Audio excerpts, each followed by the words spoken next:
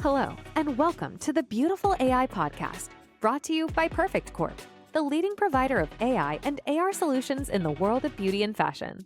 This podcast explores the many ways AI innovation is enhancing the lives of consumers and creating a more beautiful world. Join our host, technology thought leader Wayne Liu, as he talks with industry leaders about the AI innovations influencing the world today. If you're interested in learning more about the transformative impact of AI, keep listening. Hello, everyone. Welcome to the Beautiful AI Podcast, where technology meets beauty. I'm your host, Wayne Liu. So I'm the President and Chief Growth Officer of Perfect Corp. So today we are kicking off this episode with a topic that's near and dear my heart: how AI is revolutionized skincare industry. And who better to join us for this conversation than the powerhouse CEO of RéVive Skincare, Elana Drell-Szyfer. So welcome, Elana. Welcome to the show. Thanks, Wayne. Thank you for having me. I'm very excited to have this conversation. Yes, we are very excited to have you to kick off the episode. And then before we get started, I would like to have a quick introduction of Elana. So it's very difficult to do a quick introduction of Elana because with such a very impressive resume. So let me do the best, Okay. So Elana currently, of course, is a CEO, and she not only is a CEO, but also a board member, private equity operator, and an advisor with a deep knowledge of the global beauty industry. So Elana right now is the current CEO of RéVive Skincare. She has been serving this role since 2017, and she ran the Laura Geller Beauty in 2016. And also, she was the CEO of Ahaba Desi Laboratories. Prior to that, of course, Elana spent like nearly 20 years in all these global beauty powerhouses like L'Oreal, Avon, and Estee Lauder, where she held a role in marketing and strategy development. And then not only doing this career development, but Elana is really dedicated into the community. So she currently is a board member of CW. We all know CW, and also a founding member of the Alumni Legacy Circle of Columbia College. And then it's on the advisory council of NYU's Stairs Fashion and Luxury MBA program. And then also, she is an executive mentor for FIT's Cosmetic and Fragrance Marketing and Management program. I can spend another 10 more minutes to talk about Elena's experience. However, I guess for the interest of the time, I'll stop here and then let's dive more deep into our conversation. Okay.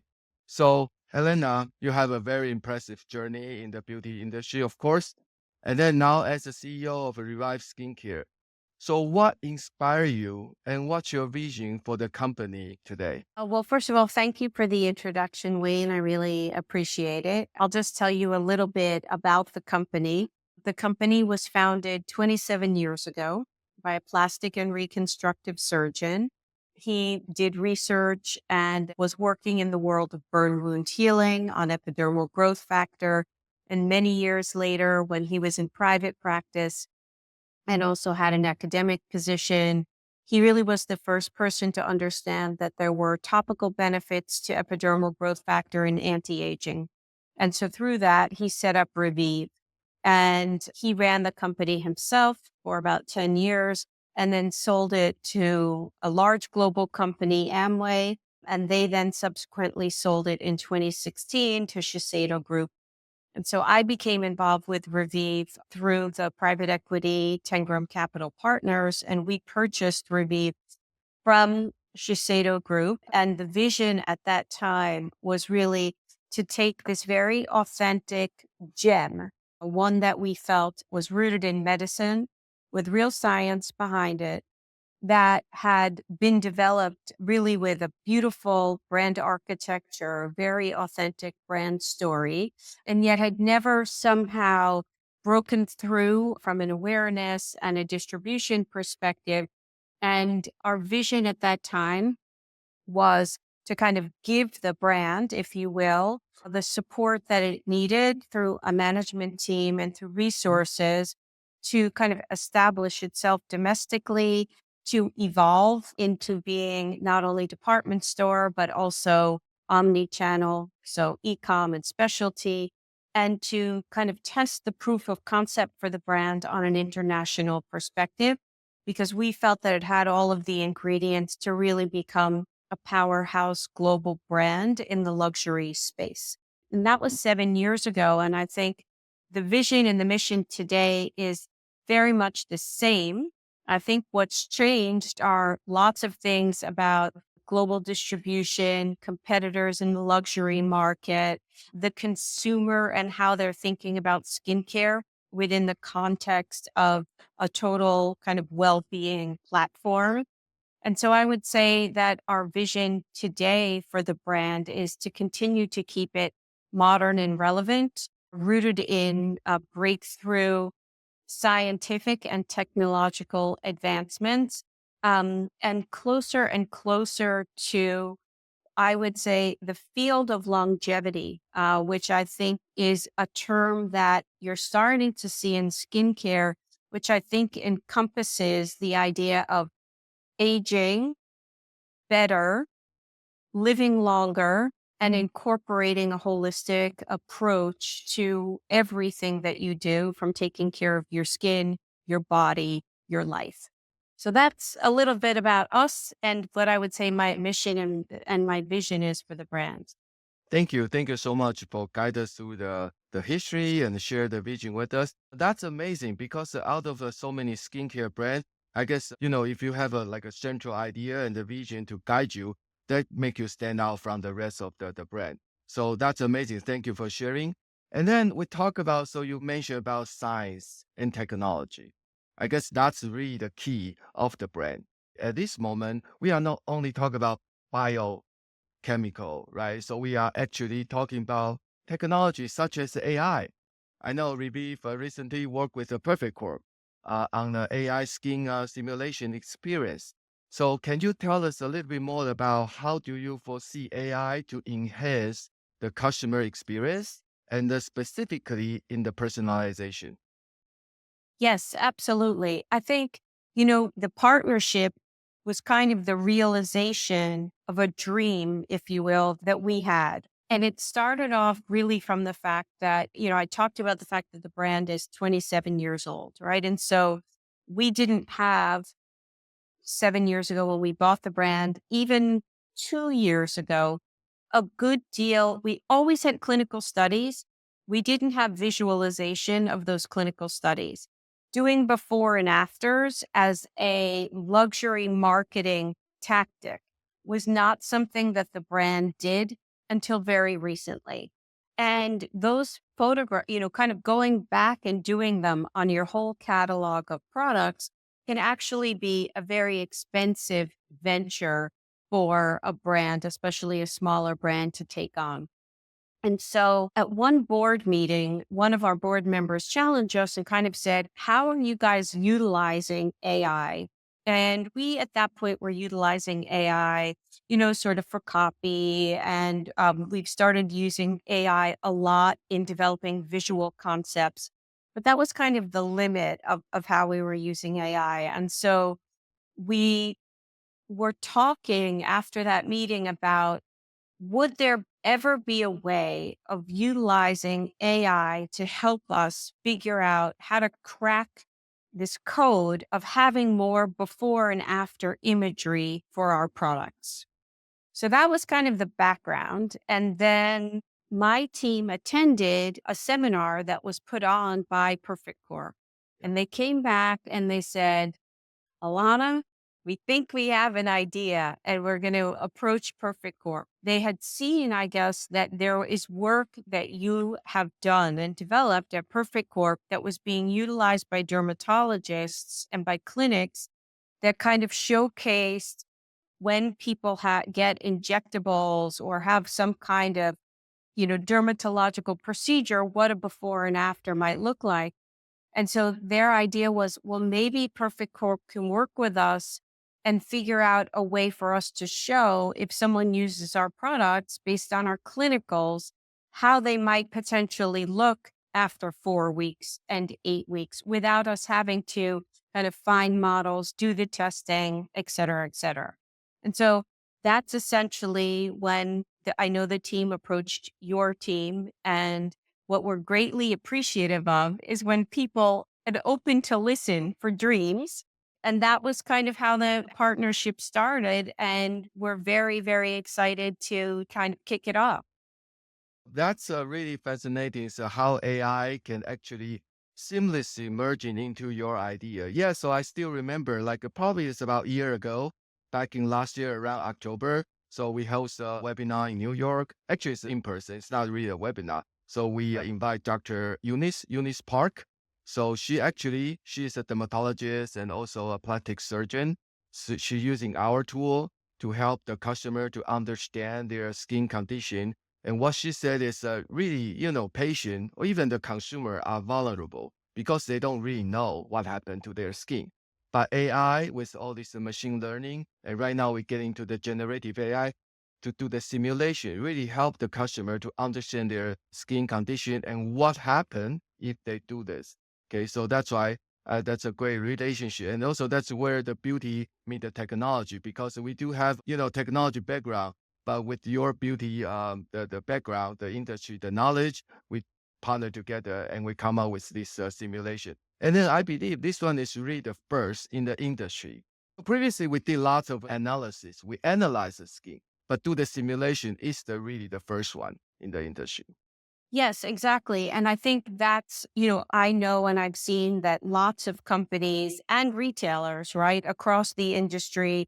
Listen, I remember back when I was at Laura Geller, and this is, many years ago, 10 years ago, I remember when you came first with, makeup application technology and, that was wildly impressive. Now, used by lots of brands everywhere and kind of considered a AI and technology point of entry.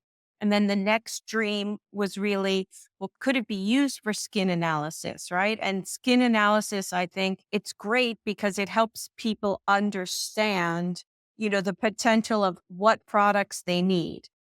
What it doesn't do, right? And this is really where you've created the next iteration is it tells you what you need, then you have to use it. It doesn't tell you how your skin may change after using a product. That's the generative part, right, of AI, right?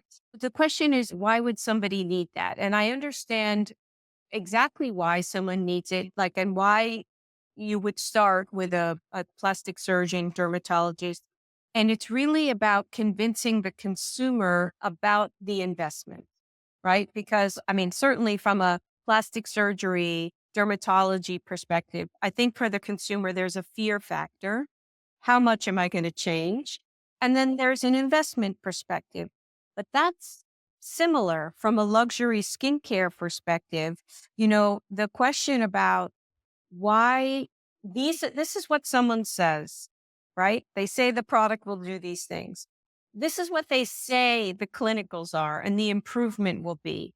Okay, but still show me, right? And show me what it does for me so that I know beforehand that my investment is going to be worthwhile. And I think, people always talk about in luxury that luxury and service go hand in hand, and that for the price of a luxury product, the things that differentiate luxury from mass not only are product performance, but really that ability to personalize and to deliver service. But as more and more business moves from store to online, the question really is, how do you deliver that service? And what can you do that creates incremental value, whether that value is through knowledge or other things for your customer? And that's really how we've looked at this, is that this is an opportunity for us to provide a vision of what the investment will look like. If you're interested in this conversation and want to learn more about AI solutions for your business, consider booking a demo with Perfect Corp at www.perfectcorp.com/business. Contact us today and see how our selection of AI and AR solutions can take your business to new heights. Now, back to the episode. You touch a very important part of this AI. So as I said, we do a skin analyzer, which is like a classic AI, which is a machine learning. It learn and then also it analyze, it tell you what it is. But now we get into the generative AI, which AI is powerful enough to generate something. It's not only just tell the customer what it is now, but what could be in the future after the treatment, after use it. So that's why that's really the development and the power of AI and how do you use it, right? And then you touch a little bit on that. So your board asks you about the AI strategy. I guess the next question your board probably will ask you is, what's the return on AI? So what do you want to get from this investment? Can you share a little bit about like what's your goal about this AI, the partnership, and also the using AI to activate it and simulate customers' skin condition? Yes, absolutely. So, I think there are multiple uses for us. I mean, I think the first is you heard me say that one of our original goals when we purchased RéVive was to make it an omni-channel brand. And today, our own .com represents more than 25% of our total global business. 7 years ago, it almost didn't exist. And so, whether that's discovery and recruitment, or whether that's ultimately repurchase, even for somebody who's purchased from us in the past, I think this is a way, as I said, for us to add a level of service and also competitive differentiation for the online customer. So that's one. But we're also using this not only on our own .com, but we're hopefully going to be utilizing this technology also with our wholesale partners. And so what it will do there is it will give our wholesale partners and also their staff the ability to show somebody as they sell in an in-store environment, if they go, on the website, to say, listen, I've used this product, it's amazing for me, but let me show you what it can do for you. And the way that we've created the program together is that we've chosen visual faces that represent a wide range of skin types, skin colors, and age ranges, so that people can, kind of select the model that will be appropriate for them to see the type of change that you might see with a product on your skin. The other way that we also are planning to use this is in digital media. And, we know today statistically that when we have before and after photographs, it's the best way for us to recruit new customers in paid media. And so this will give us a much bigger arsenal of assets to use from a paid media perspective, but also from an education perspective. As the famous saying goes, a picture speaks 1,000 words, right? And so it's one thing to have clinicals. That puts me on par at this point with everyone else. This being able to visualize what those clinicals do, that will really set us apart, especially, from the AI perspective. And having that power, even with our own selling associates, our freelancers, et cetera, I think will be very, very helpful, even in educating people who we work with, who then to pass that message on to the end consumer. Yeah, so thank you for sharing. That's really a well thought strategy, which cover like all the aspect of the channel. So it's great. So I believe, I have a very high confidence we together we can reach the goal. And then okay, so that's a step back a little bit. Okay, talk about skincare or skin in general. In the past 5 years, I believe the skincare, not only the product, but also the consumer's mindset actually evolved and changed a lot with all these, social media and the ease to get the information. So, I mean, it wasn't too long ago. Probably people talk about skincare is still like a grab a moisturizer, right, from this drugstore and then put on maybe a little bit sunscreen, a little bit, especially for the younger generation. They care less about skin, because, okay, skin probably is a little bit boring. They like to put the makeup. So, from your perspective, how do you see the skincare industry change involved in the past couple of years?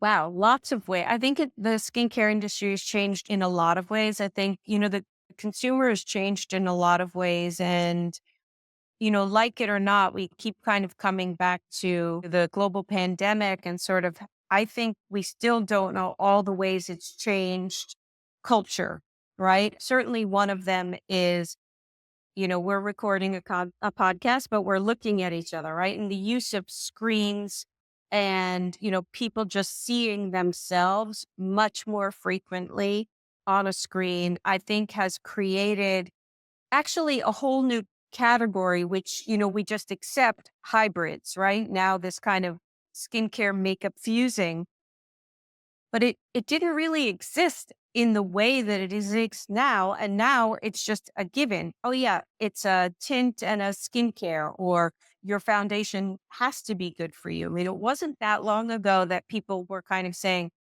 I need a long wear foundation. And by the way, I know foundation is bad for me, right? It's the complete opposite today, whether it's, skin tint, lip tint, a mascara with benefits. So I do think that fusing together of the categories is one way that the consumer has changed a lot.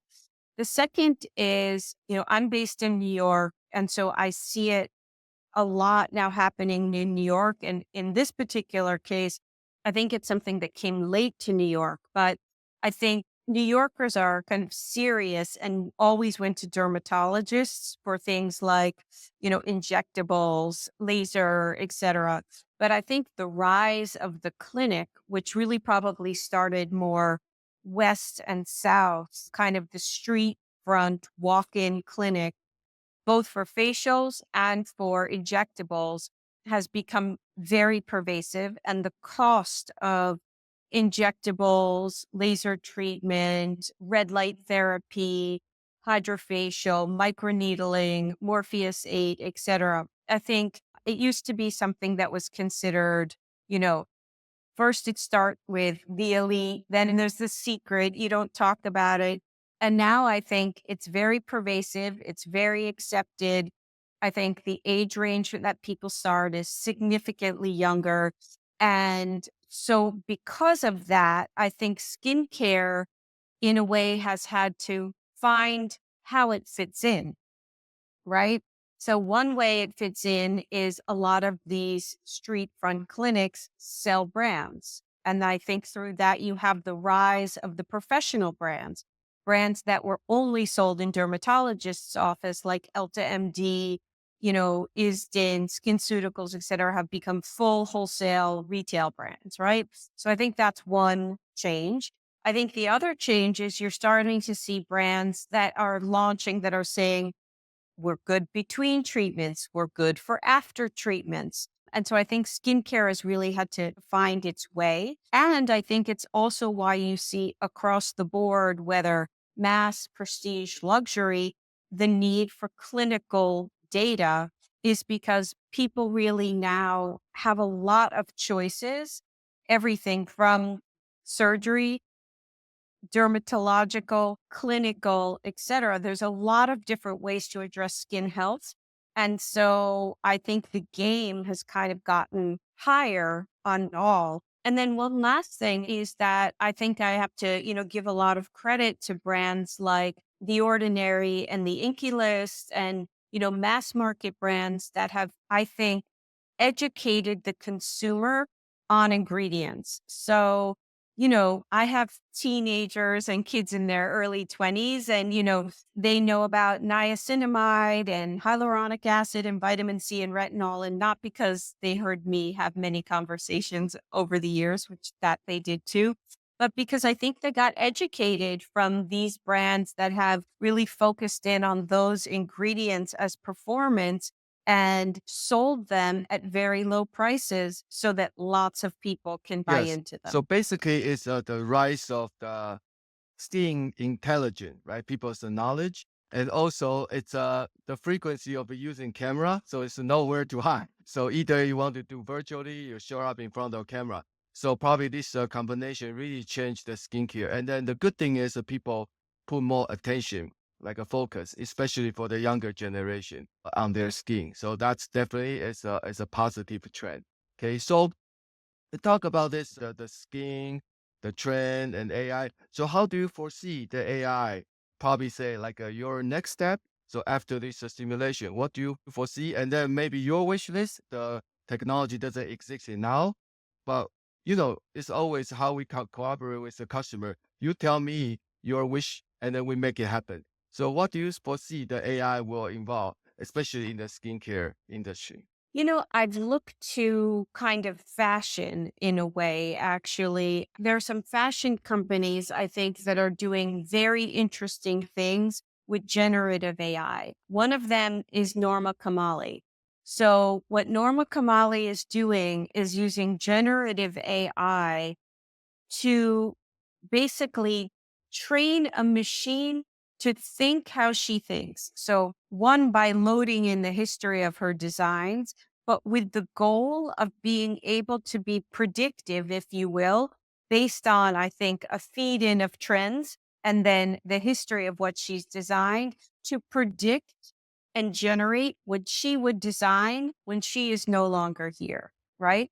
And so, what I find interesting about that, kind of working in over many years, including now, on a brand with founders, is there a way that we can use generative AI to help us do two things? One, identify the next trends before they come of what will really be breakthrough in skincare so we can get there, or help us create a roadmap of conjecture.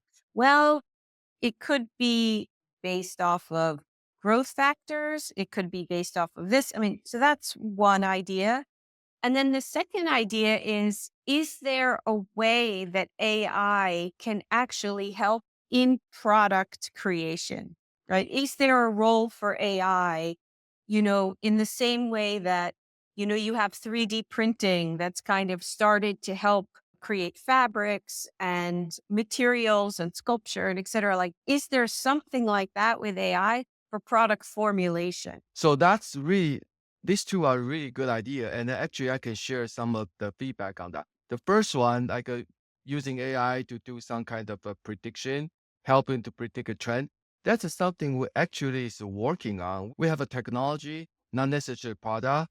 We are going to launch, we call the AI product recommendation. Because what happened is, when we work with the brand, especially for the retailer, in our AI process is a very important one is doing the product recommendation. We recommend product, but now we need human to sort of like identify, to tagging, to characterize the product in order for the AI, like we create the algorithm to do recommendation.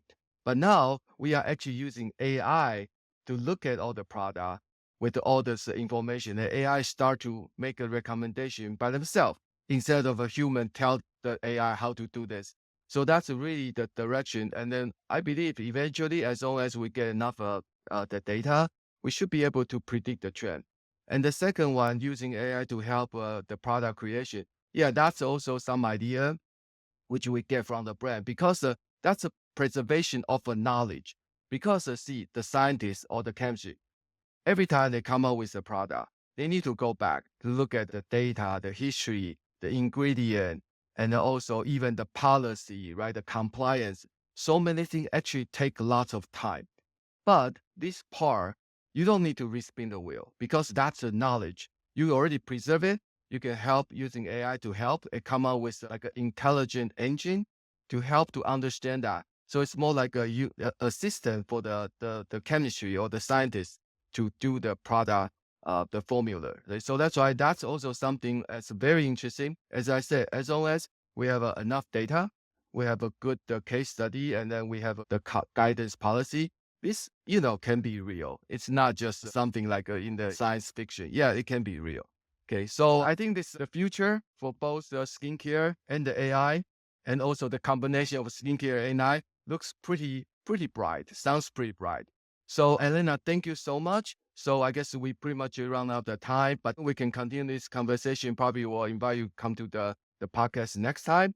And then thank you for joining us today and share such a good information. So we all are leaving this conversation with a little more enlightened and probably less wrinkle. I'll put it this way. So AI can help us and also your product can help us. So thank you so much. We're looking forward to see the skin stimulation product launch. Thank you. Absolutely. Thank you, Wayne. We hope you enjoyed listening to the Beautiful AI podcast. To continue exploring the world of beautiful AI and technology innovation, subscribe to the podcast on Spotify and Apple Podcasts, and be sure to join us for our next episode.